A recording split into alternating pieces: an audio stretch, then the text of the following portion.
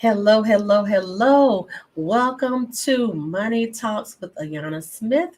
And I am your host, Ayanna Smith. And we're coming this month celebrating the Financial Planning Month. And along with that, I'm looking to infuse this month with a bunch of great guests, a bunch of great people who are experts in what they do.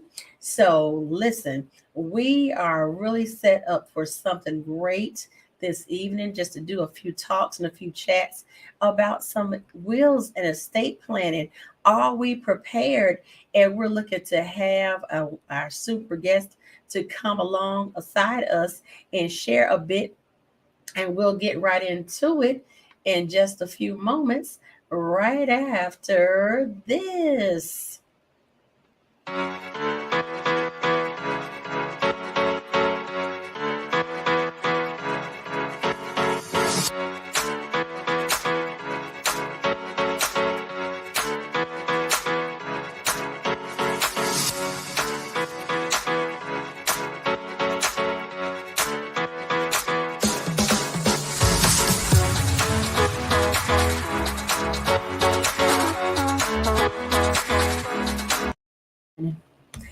Hello, hello, hello. And we are back. We are back. We are back. And tonight, as I said, we are going to really try to get into some things. But I want you to basically grab a pen, pencil, and all of that, and grab a friend and tag a few people because we are going to really talk about some things that hopefully will make a lot of sense. We know that we're in the season of the fourth quarter, and we've been talking about some different activities as far as looking at making sure we have things in order with our cash flow, making sure that we have things in order with our life insurances, making sure that we have things in order for all of the things that are important and that mean the most to us in the time of need. We're going to be looking at people who are in the healthcare industry, and also that will talk about some of the woes that people encounter when they go into, say, they have to go into rehabilitation for a certain amount of time, and how that looks. And so we really want to get into and make sure that we are prepared and that we are really, really enhanced when it comes to having all of our ducks in a row. Wills and estate planning. Are we excited about that? Absolutely. We have to be excited about that because whether we want to talk about it or not, we know that these things are coming. Now, I myself, I think about I'm a person who looking. I'm a single. Let's say single, and we're looking at making sure that we're covered no matter what, that we're protected, and that we are and that we have our ducks in a row. So we have a wonderful, wonderful expert who is going to be sharing and sharing and helping us to put all of this together. And of course, if you look at the show notes, we know this lady is just dynamic, and lady has a whole bunch going on. Her life is extremely busy, and so glad that she's in the virtual green room, ready to share some knowledge and some nuggets. So as I said, grab a pen, grab a friend, and make sure that you are putting pen to paper. So when we talk about are we prepared when we're looking at wills and estate planning, with that we really have that. So our expert is Attorney Assata Kimbrough Buffaloe, who is out of North Carolina, and she has been an attorney for quite some time. And so she's going to come, and she's an expert, and she'll tell you all about it. But listen, you just look at the show notes and know that she's going to share some wonderful things. And I'm just excited to have her with me. So we're going to bring her out of the virtual green room and bring her to the stage. And let's see if we can get her on. Awesome. She is here. Hello, hello, hello. How are you tonight? I am okay. On the move per usual. And I know you are as well. Looks like you still working. Well, I stayed in work attire for you. Normally, I would not be like this at 9 o'clock, but for you, I stayed and worked. Figure if you wanted an attorney, I should at least try to look like an attorney, right? We're already having a ball. Say, if you want an attorney, at least I need to look like one. I love it. Well, you're looking well, looking Well, fine. thank you. And So it's yeah, just let me say, I'm so honored to be up here with you tonight, and I hope I can give you some good information, or maybe answer some questions that you might have. oh, I know you will. I don't have to worry about that. And then, of course, make sure that we know people can contact you. www is it? What's your web address? I put it in the notes. It's www.buffalo law. That's BUFFALOE law, all one word, at gmail.com. Okay, awesome. So we put that up front, and you do hail from and licensed in the state of North Carolina, the good old state of North Carolina, my home state. Yes. Yes, that's right. Yes, I am. Well, let me just give you a little bit of background, and I need to throw out some disclaimers before we go any further. Okay, is that okay? Yes, Okay. absolutely. So again, my name is Assata Kimbrough Buffaloe. I am a licensed attorney. I've been licensed in the state of North Carolina since 1995. Trying to think. So I did my undergraduate work at the University of North Carolina, Chapel Hill. And then I went to law school at Wake Forest, graduated in 95 and passed the bar that year, and stuff been practicing ever since. So I've been in private practice now since 2012. And I have my own office in a hospital in North Carolina. So just let me say before we go any further, this is a general disclaimer. I'm going to talk about estates and wills and trusts in general terms. You should not use any of this as direct legal advice, because your particular situation has certain facts or whatever that are particular to you. And you should always seek the advice of legal counsel before embarking on a will, to try to administer an estate, or to, if you want to create a trust, anything like that. You need to speak to a licensed attorney who works and does that kind of thing. Okay, so I'm just going to be speaking in general terms, and I'm definitely not licensed in Virginia, although the rules are very similar. So we can talk about that. Okay. Awesome. Awesome. Yes, I love it. Yes, exactly. But I just, because people have been asking questions, and that's been so many buzzwords. You see so many different things on social media and little clips here and there, and people giving out information. But the thing is, it is very important, as you said, to speak to someone directly if they are in another state, or just period, just speak to someone very directly. Just like I tell people, I said, people say, well, listen, can you just help me with insurance? I said, I can, but I need to know some background. There's some things that I have to ask. And so basically we have to have a discovery session, so I will know how to support. And I know that's the same thing with you. You have to have some type of discovery session, what people have going on, to even get a comprehensive plan in place for people. So yeah. So I appreciate that. Yeah, I appreciate that. So yeah, so let's start off. Of course, I always like to tell people, I say I know my guests, and how I know my guests, or how I met my guests. And most of my guests, some of them recently, I've met them on social media. Well, I haven't met you on social media. I met you I met you a long time ago. A long time ago. I started to break out the picture of us in the pigtails and the little joke, but I said, no, America is not ready for all that. So, but you and I have known each other since almost birth.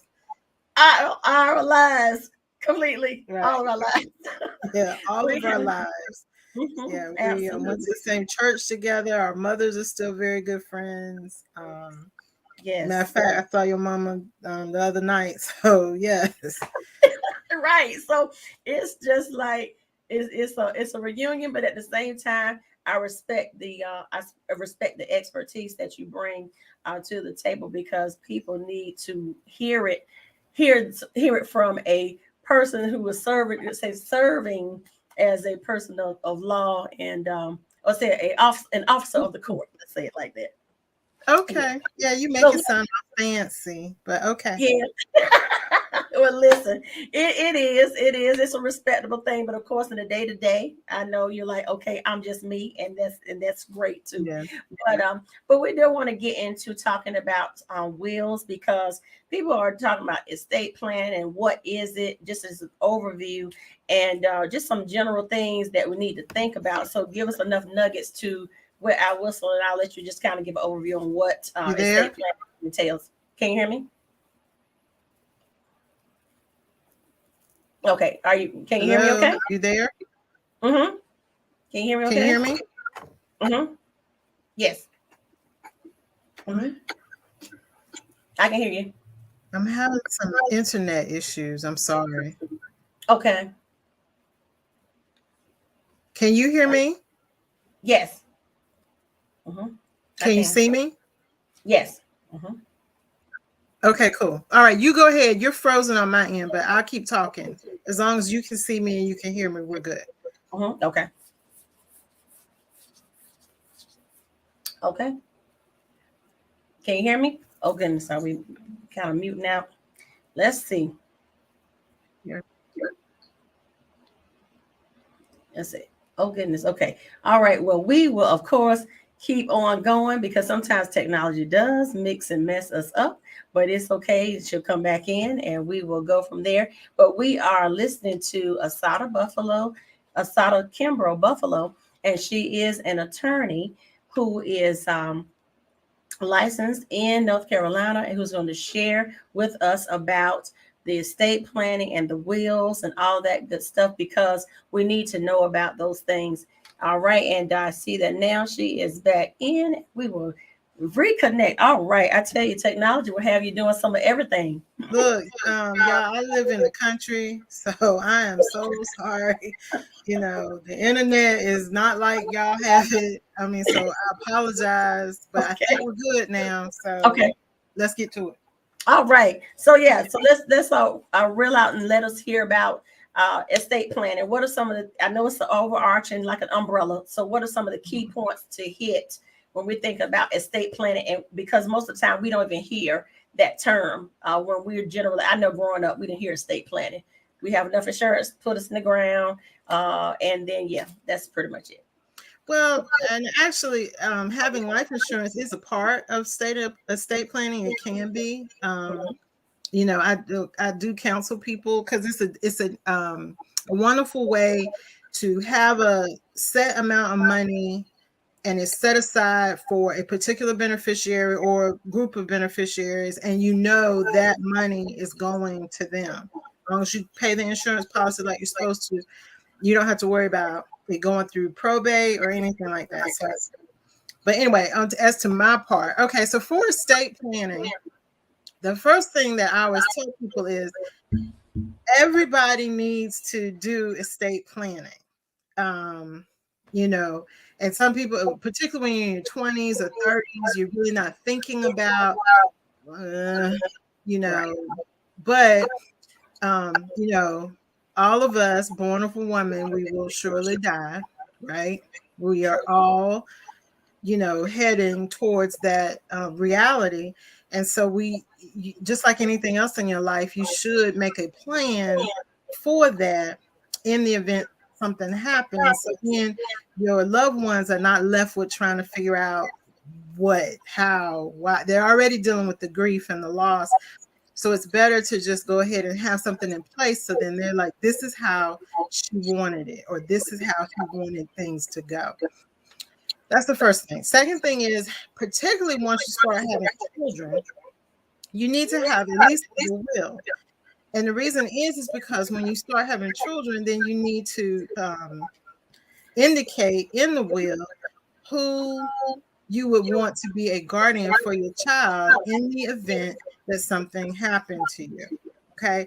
And let's just as a brief, I'm going to be very basic. What is a will? A will is a document that is created. It's designed to list out someone's assets and then how they would like those assets to be distributed upon their death. A will also speaks to things like, I have children that are under the age of 18, and I would like this person to have care of my children if something happens to me. Okay, so that's a will. You can wills are normally done two ways. You can have what's called a holographic will, and that's where a person writes out, scratches out on a piece of notes of paper. This is me. I'm not crazy. This is how I want things to go, and they just write it out. Mm-hmm. Okay. Will a holographic will, is it legal? Yes, it can be, but it's more subject to being challenged. Okay. If you come to an attorney, or if you go to like LegalZoom or one of those places, if you go there and you say, okay, I'm going to type out a will, which you can do. Either someone like me will prepare it, or you can go online and try to prepare your own. The main thing you need to do is you want your will to be self-proving. What is a self-proving will? A self-proving will is a will that's witnessed by two disinterested people. What disinterested means, they're not going to get anything under your will. They don't have a thing. They don't have a dog in this fight. They're just witnessing you saying, yes, she's not crazy, and yes, she knows what she's doing, and yes, I watched her sign this, and I know that that's her. Okay. If you have two people that sign the will, and those signatures are notarized, that is what's called a self-proving will. And at your death, someone can then just go to the clerk's office in the county where you live, take the will, and say, hey, look, this is her will, and I want to probate that will. That's what the term probate means. You open up an estate, and the process to handle it is you're going into probate court, or you're going to probate the will. Okay. I was going to ask you, I said, could you explain what probate means? Because sometimes we get mixed up with the terminology and say, well, what is that? Because you did make a key point. Life insurance just, it doesn't, it evades that. It doesn't even have anything to do with it, because life insurance has beneficiaries, and wherever the beneficiaries, whomever you leave, or whatever entity, church or organization, that's who gets it, and a will cannot trump the beneficiaries. So people can't say, well, I know mama would have wanted me, daddy would have wanted me to have XYZ from their insurance, but if your name is not on as a beneficiary to split it, you do not get it. It's the one whose name is on it. Even if the will says, and most wills do, they have a clause that says, I want all my personal property to be split between my children. Okay. Personal property in general will cover money in bank accounts. But if it's an insurance issue, like you said, it can be insurance, it can be 401k, it could be an IRA. Yes. It could be retirement. Those are the main four, where that you name a beneficiary, and that is the person that at death, as long as they present a valid death certificate and whatever documentation they want, that person will get the funds, and only that person will get the funds. No one else can challenge it. Correct. And that's one thing that people have to even think about, even, and I can insert this, even if people their beneficiaries pass away, they need to update things. Yes. If your spouse dies, or you get divorced, something like that, remarry, all those things need to be tightened up, because sometimes second and third teams get cut out when it's just not, the business is not taken care of. Seen it happen. I cannot tell you, most of the time when lawyers and everything get involved, we either get it on the front end where somebody's really taking care of business and they do the will, or it's on the back end when somebody has been married or has children with a person, and then later in life they remarry or get a girlfriend or boyfriend, and they live together with them for years and years and years, right? And then at death, they may have a will or they may not have a will, but then it's a question about, okay, well, who makes decisions and who gets to say what? And what are we supposed to do with this money and the cars and the house? Yeah. Right. Yeah. So, and that's when people start fighting and stuff over stuff. And so exactly like you said, you really need to stay on top of it and keep up with what you're doing as your life progresses. Correct. So, so with that piece, make sure, and either way, you have to sit down and talk to someone to talk you through your situation, because I know that even talking, and I plan to have some funeral directors to speak as well. That even gets convoluted in that, and they go through the similar fights that you probably see because of misnamed people or people not named at all. Look, I've had people leave the funeral home and come to my office and be like, so and so is at the funeral home and they would, blah blah blah blah blah. And I'm like, whoa, I'm gonna need y'all to calm down, take it down a peg, and then and so me and the funeral director on the phone, and I'm like, well, what do you want me to tell these people? So yeah. So it is very important to have these conversations. Oftentimes we just want to live life going forward, but when we're riding down the road, there is some scenery. Sure. So those are the things we have to kind of take. Okay, do we want to insert this now? Yeah, I think we need to pull off and go and view this and get our paperwork together. So what's some of the next things you talked about? The open up the probate. So after that process, what would be the next things kind of under the umbrella of estate planning? Okay, so let me go back. In North Carolina, one good thing you can do is a will is either kept in, usually if a lawyer does it, we'll keep a copy of the will. Some clerk's offices will allow you to file the will or place it in the clerk's office for safekeeping. And so, but wherever, if you do a will, you need to make sure you know where it is so somebody can get to it upon death. Okay. Some other things that you want to think about for estate planning, or if you're thinking about you want to go talk to a lawyer, you need to list out all your assets. Okay. What do you have? Real property, that's land or houses. You need to list all those. And then you need to look at personal property. Do you have cars? Do you have jewelry? Do you have stocks or bonds? Do you have anything like that? Okay. And then you make a decision. Like some women come in and they have particular jewelry items and they want them to go to particular nieces or nephews or daughters or granddaughters. Then you need to assign this goes here. Or I had a lady, she had a lot of fur coats and she wanted to make sure that her coats went to the niece that knew how to take care of them and how to store them and things like that.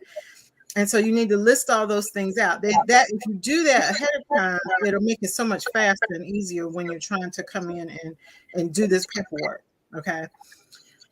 Some other things you want to think about are: do you want to give a power of attorney? A power of attorney is a document that allows a person to make legal decisions for you in the event that something incapacitates you, like a stroke or something catastrophic, but it's quick. Okay, so you're here 1 minute and you're gone, and I'm not gone, but you're unable to make decisions the next.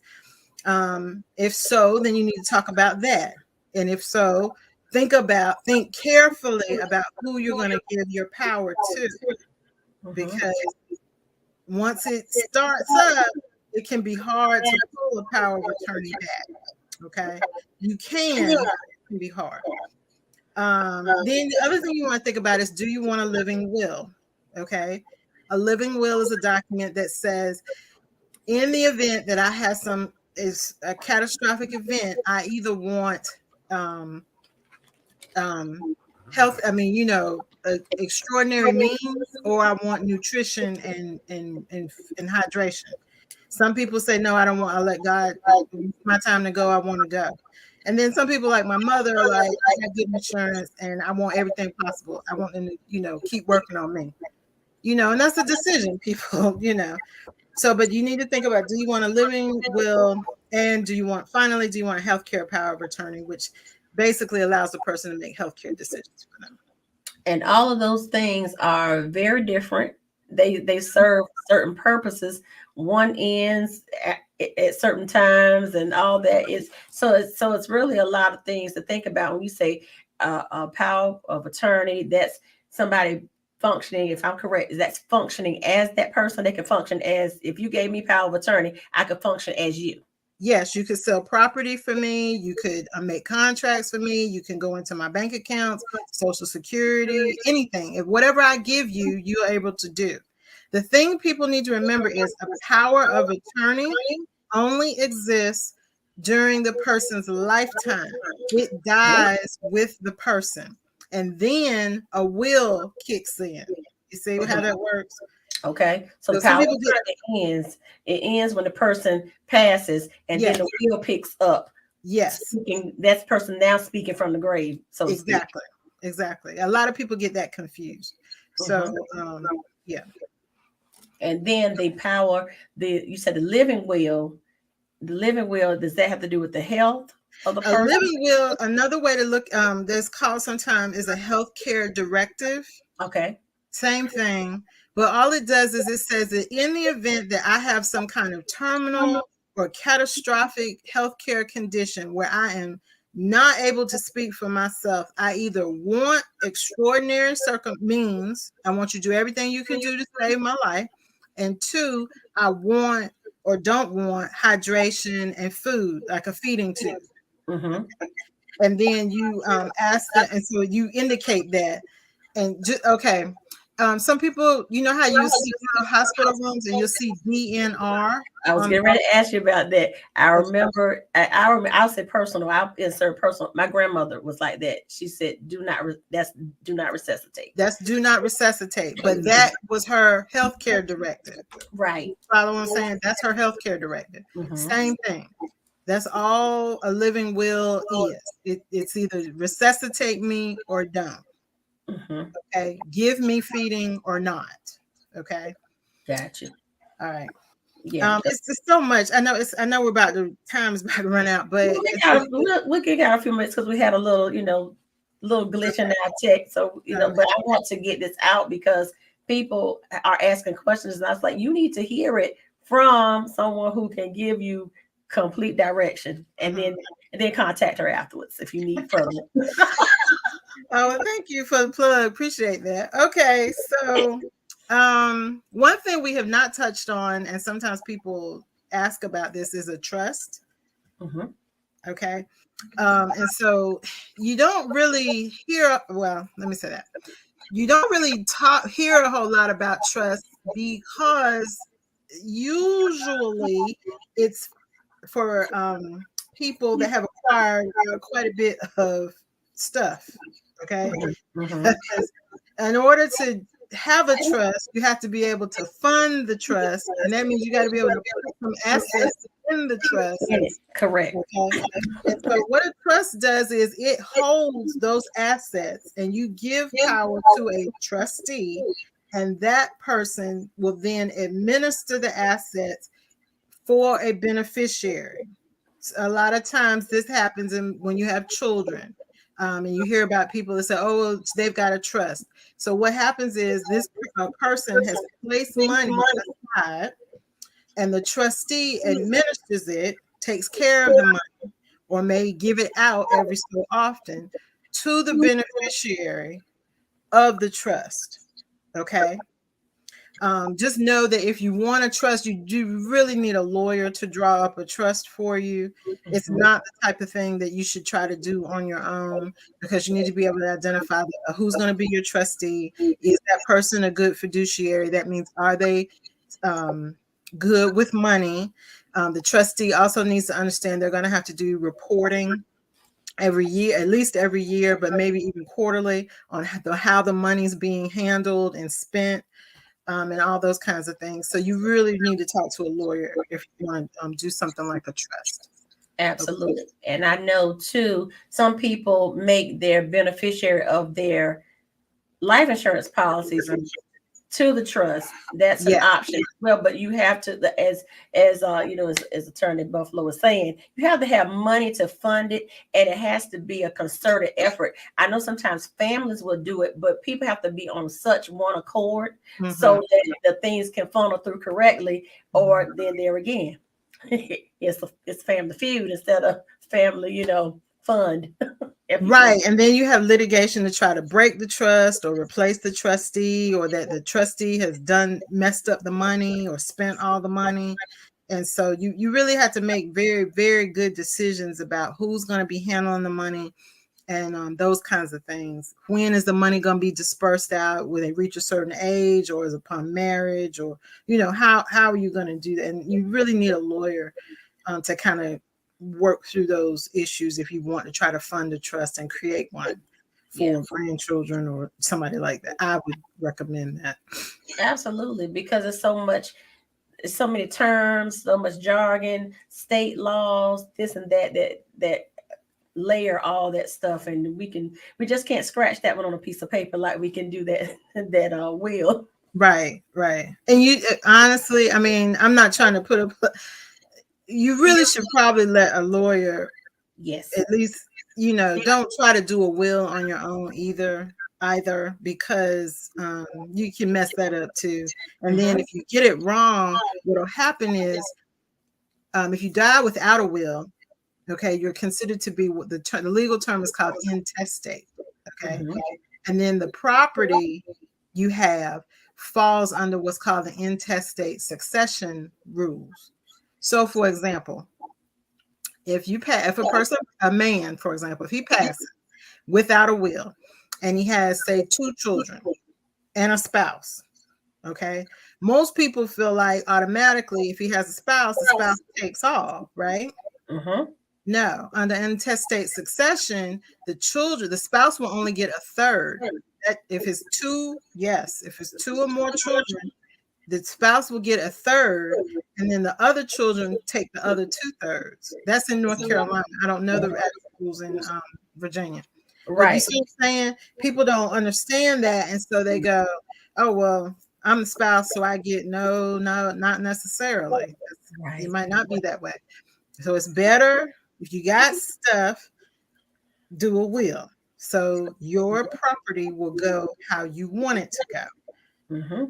And then you don't have your family and everybody fussing and fighting and carrying on over your grave like I've seen. I know you've seen it too, Yes, it's really interesting, and that's why I always say we need to have a team as we're thinking about will and estate planning. We need to have a team, and I often say that team needs to include your attorney, your financial professional like myself, your doctor, any specialty doctors, and a funeral home director.